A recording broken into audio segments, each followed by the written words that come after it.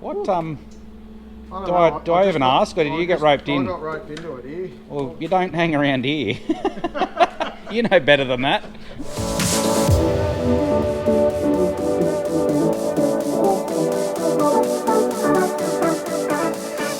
Well, hello everybody and welcome. It is a bit of spraying going on today. We are in the weed it, so this is the first time I've used the weed it for, I don't know, it's been a good while anyway. So currently just on the chickpea stubble, which is where the chickpeas where the cotton was the previous year, next to where the cotton is now, just to confuse everyone, but the cotton's over there.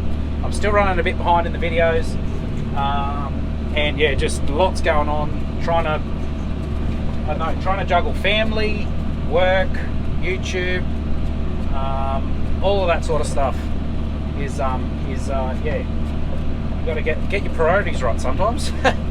So what we're doing, just coming. There's a few patches of weeds. There's a little bit of regrowth on the chickpeas. You may be able to just see. So we should be able to snot some of them. But what is interesting is this is the first time I've used the new steering setup on here.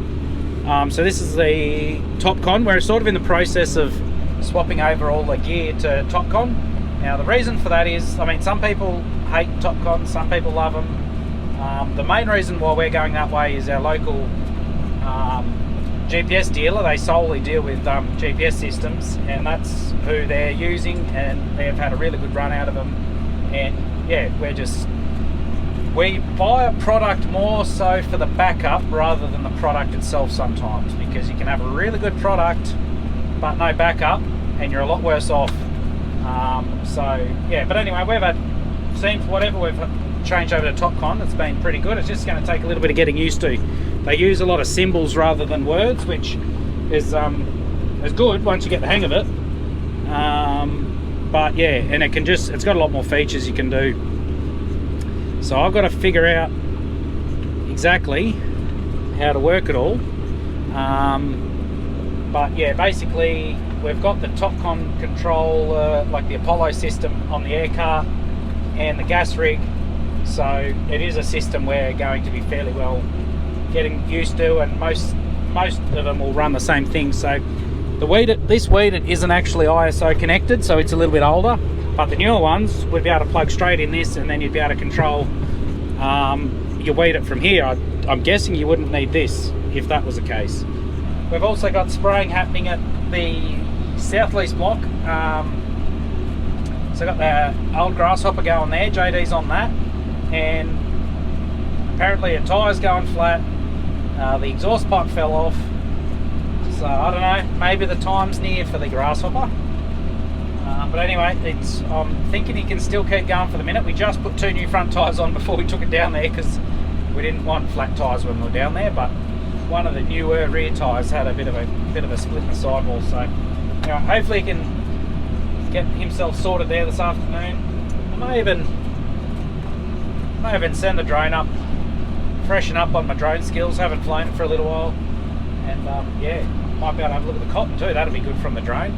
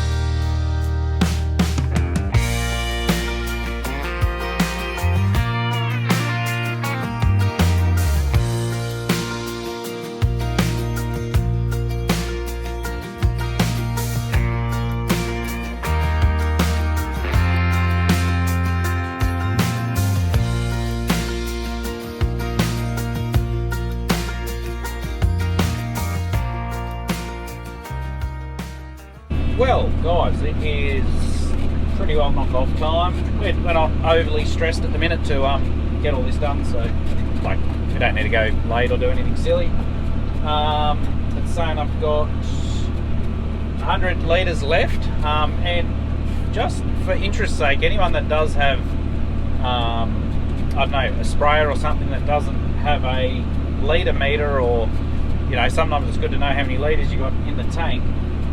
Something that really surprised us was this pressure sensing one. I don't know, we just got it from the dealer for the weeded, but basically we fit a little pressure sensing thing at the bottom of the tank, and then you calibrate it, and it tells you, well yeah, ARAG Visio, and you just got the little sensor. You just drill a hole in the tank, mount it up, and then once you calibrate it and you add, I think you add like 50 litres of water, and then you keep pushing the button, or you can set it on here, and then it actually learns the profile of the tank, and so yeah, you can have a really odd shaped tank, and the litres are pretty well spot on. We've had this for, I don't know, quite a few years now, and I reckon it's been extraordinarily accurate. I just can't believe how accurate just a little thing that's measuring the water pressure can be. It is crazy. Usually when this reads 0, just the way it's been set, when that reads 0, we've usually got about 150 or so litres left, but that's just good to have up your sleeve. But yeah, it's crazy. The repeatability is great. As far as it's every time, if the water's at the same level, it reads the same thing. So anyway, that's blown my mind. So what has also happened was the air conditioning belt on the house and that JD's driving, or the Grasshopper, he's been spraying with it, it let go, so he's been rather warm. There's one more load with all the mucking around with stuff breaking on that, and the flat tyre and all sorts. There's one more load to do tomorrow, so I'll probably be doing that. I'll try and get the exhaust fixed up. I'm going to get an aircon belt, and I will, what else was I going to do? Yeah, and I'll finish off that last load, and that'll be done. So yes, I said he must have been doing something naughty, because man, that all went wrong for him today a bit. Well, good morning everybody. We are back here at the development block. So JD yesterday pulled the flange off where it had broken, and I've got the pipe here for the exhaust on the Grasshopper. I've just trimmed them off there, and I'm going to weld them up here, that way I don't have to take a welder down to the southwest block. And then I will yeah, head off and fit that up and put this last load of spray out. But I also realised I forgot the aircon belt. I left that at home, so I'd really like to, one, have air conditioning, but mainly I want to check that it's all good and make sure it's not like a seized compressor or something that caused the belt to yeah, smoke and fly off. So, because if that is the case, then we have to order parts, and there's going to be, yeah, there's going to be a bit of work involved there for when we do the next spray. So I just want to double check that today. So I'll probably have to drive back like 35 k's to pick up that belt. But anyway, stuff happens. So yeah, I'm just going to pretty much whack that on, weld that up, and then off we go. So it shouldn't be too complicated. But yeah, just annoyed I forgot that belt, because there goes probably an hour of travel and mucking around. So it is what it is. Righto, I'll get onto it.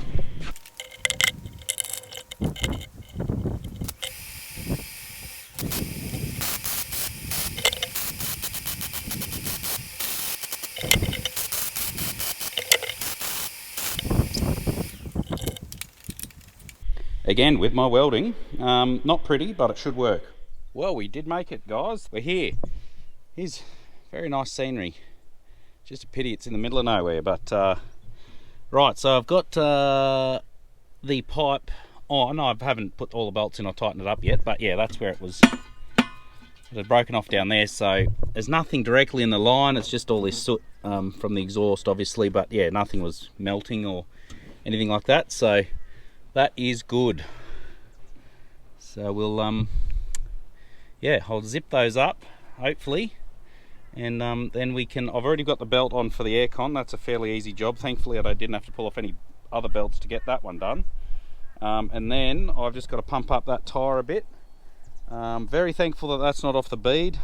I was having nightmares about if that slow leaked all night and then was on the ground, and then I'd be stuck here. So at least there's still air in it. I can pump that up and then get this load out, and then we can decide what we want to do there. So I think that's all to report for the minute.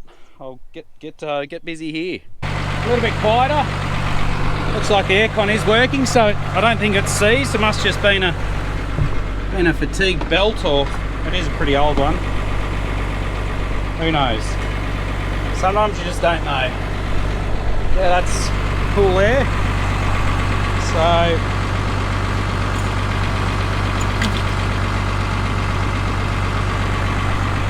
that's good. I'm gonna bring my compressor with me because of that. Not great, but the tyre is up there. I think just the way it's sitting, it looks a bit bulgy, but it's got about the same pressure as these front ones.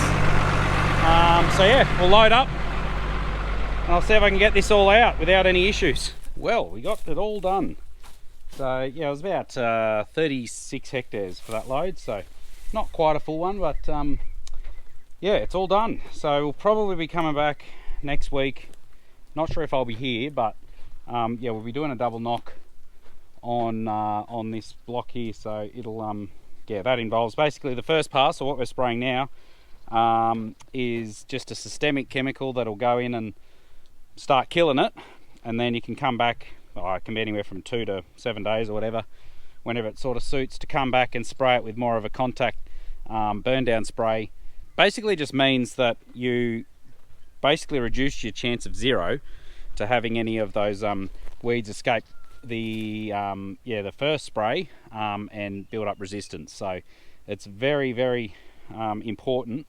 Well, it is a very important strategy to combat resistance, because you know, you've always got some parts of a field, whether it be a corner that's on a contour that's got rocks, that's this, that's that, and a plant or weeds only get half a dose of spray, then they might survive. Then some of those that have got a bit of a natural tolerance to be able to survive that chemical might well, yeah, they'll obviously survive, and then they'll grow on to produce offspring that will be more tolerant, and out of all their offspring there'll be some that'll be naturally a little bit more tolerant, and then so yeah, that's sort of how the ball starts rolling on resistance. So but when you come back with a second pass with a different chemical, even if there's some that have only just been touched up very slightly, or they've already got a fair amount of resistance built up, come through and smoke them and finish them off. So that's the that's that purpose.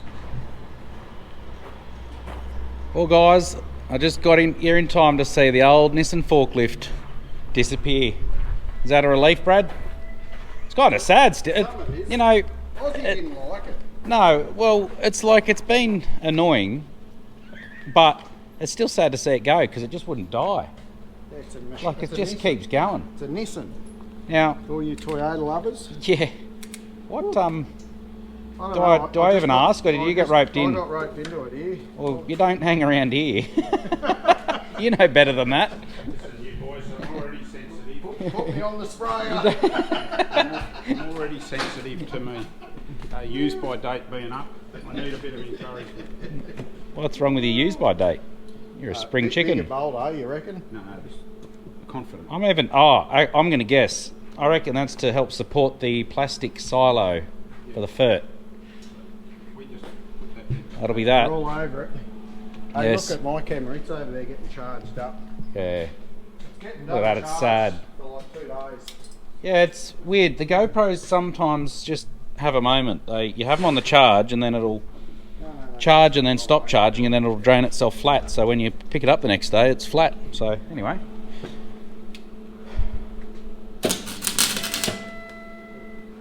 Right, we've got a malfunction. Turn the gas on. Close your eyes, everybody.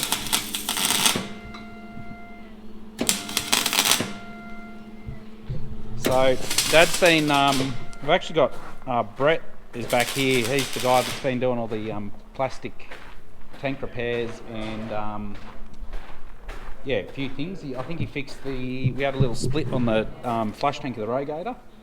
He fixed that, and then yeah, just a couple other little issues with some of these tanks. So yeah, slowly getting through all the different cracks in them. He also gave us this too last time he was down. So I think it takes holds about 400 litres of fuel. And for those that have watched previously, I set that up so it's got its own little pump there. So it makes it very, very easy. So I think that's I'm gonna basically just tidy off and pack up the stuff here. And what else was I did mention what I came here to do. Oh yeah, and I've got to tidy up the work trailer there, so that'll probably see me out. Well guys, we'll probably leave the video there. Thanks for watching. Hope you enjoyed it, and we'll catch you in the next one.